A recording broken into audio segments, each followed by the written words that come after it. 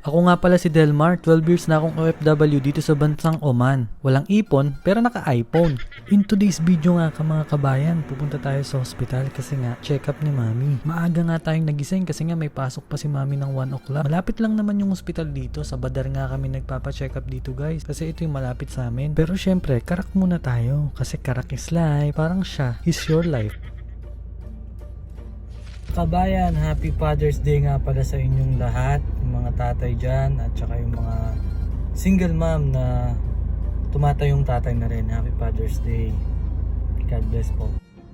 Ang saya ko nga nitong araw na to kabayan kasi nga tinawagan ako ng mga anak ko at ginreet ako ng Father's Day. Salamat mga anak, I love you. Shoutout din sa iyo Pops na nasa Saudi, I love you pa. Mga chup chup. Di man ako lumaking kasama ka lagi. Lagi ko naman naaalala yung mga times na magkasama tayo Pops. Meron ako isang memory na hindi makalimutan Pops nung kabataan ko. Dahil mahilig ako mag-basketball nun, kahit pagod ka galing trabaho, nag-basketball ka kasama ko. Hindi ko makakalimutan yung times na yun Pops. Happy Father's Day Pops. Ikaw kabayan, anong memories meron ka with your father? Comment mo naman down below dyan. Anyway, shoutout pala sa kay kuya na nakita ko sa food court nung isang araw. Nag-hi sa akin. Nagulat nga ako eh. Alam niyo kasi guys, inverter talaga ako. I mean, introvert. Ano yan? Sinturon? Introvert. Diba yun? Sobrang excited nga namin kasi 9 years yung difference nito from the last na pagbubuntis ni mami. Gusto nga sana namin babae pero lalaki pa rin. So blessing pa rin to. Sa 12 years nga, ito lang naipon namin. Kahapon nga pala, nasugatan ako sa work. Di ka na ako malaglag sa backstore namin.